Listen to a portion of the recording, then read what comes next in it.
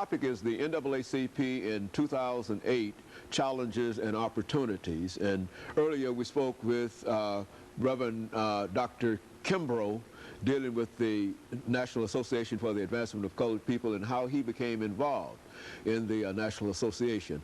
And now we have with us Reverend Andrew Wardle, a student at Tennessee State University who is also involved with the NAACP as a member of the Tennessee State University chapter of the National Association for the Advancement of Colored People. And of course, Reverend Wharton, let me welcome you to the show this morning. Thank you.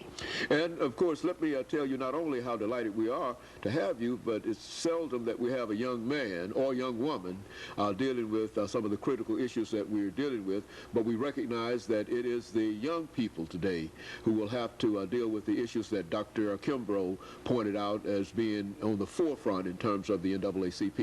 Let's look at your background and education and some of the things that eventually brought you to the National Association for the Advancement of Colored People chapter at Tennessee State University.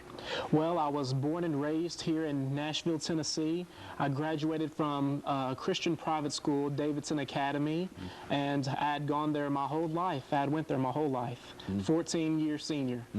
And later on, when I received a calling, I wasn't sure if it was a real calling or not. I would know I was chosen to give a message, and it wasn't until later that I felt that I was truly called. But Dr. Kimbrough, who we've spoken to earlier, introduced me into the NAACP, and that's how I got involved into it in the first place.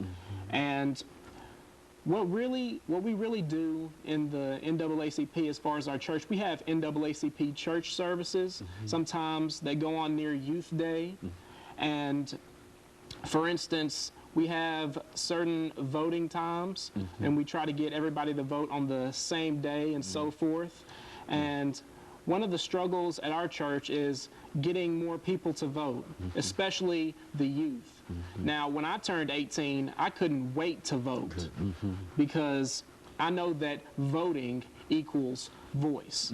And, you know, Dr. Kimbrough and Pastor Bowman, our pastor, Reverend Raymond Bowman, he asked if anyone was not registered to vote, and I was embarrassed at first because I raised my hand and I was the only person in the church with my hand raised. But later on, I figured I didn't care because it needs to happen sometime or another, and I want to vote as many times as possible. And of course, being 18 and just starting to vote is the only time that you could really vote. I mean, you might not have been registered, but the very fact that you could become involved in the process. Now, what do you think, being a young person yourself, and understanding that up until this season, I think, that most young people were not that interested in the political process. What do you think that is the reason for that, and what can we do in order that we might be able to motivate our young people to understand how very, very significant the NAACP is, as well as the political process is, that they participate in the political process?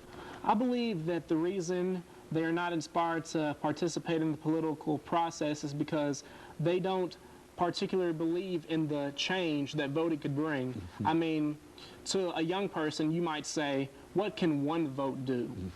You know, I have my family voting, I have my cousins voting, I have my adoptive parents voting, you know, and I'm just a kid, I'm only 18 years old. What is voting really going to do? I believe that they do not vote because they do not see the big picture. If they would look at it, vote equals a voice, then it would change everything. Voting has to do with just about everything nowadays if you want a voice. We're having issues in school. We need funding for elementary school, high school, colleges. We have environmental problems and so forth.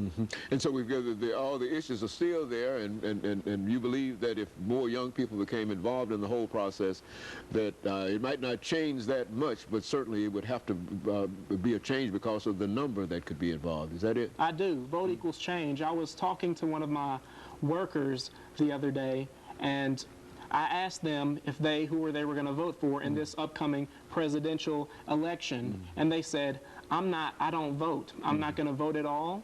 And I said, why not vote? And they said, because I don't want to be blamed about which candidate that I picked for, and if they win, you know, I don't want to have the blame on me because I voted for that person. Does that seem to be a logical kind of reason not to vote to you, though, Reverend, even though, you know, it might be young people? Does that make sense? When I was a lot younger, I thought that might be a logical reason, but I definitely do not now, because this was a grown woman that I had talked to, and I just don't believe it's any excuse. But once again, she may not know what voting does, and I figured, you know what, she deserves to vote just like anybody else. She pays her taxes, doesn't she? Where she deserves to vote. And whether win or lose, the vote is still very, very important. Yes. You know, one of the things that we find in terms of dealing with institutions of higher education is that there's a reluctance on the part of young people like yourself to become involved. Now, what can we do in order to strengthen their participation in this political process, this upcoming political season? I believe that we need to emphasize the importance of it everywhere we go, not just in church, not just in marches, but in elementary schools, where from kindergartners on up. We have to sponsor these things everywhere, whatever it takes to get their attention in the right way. Very good. Excuse me. Now, I think we'll have our second commercial break here very, very soon, Reverend. And what I would like to do during this final segment is to deal with an individual who has some information dealing with environmental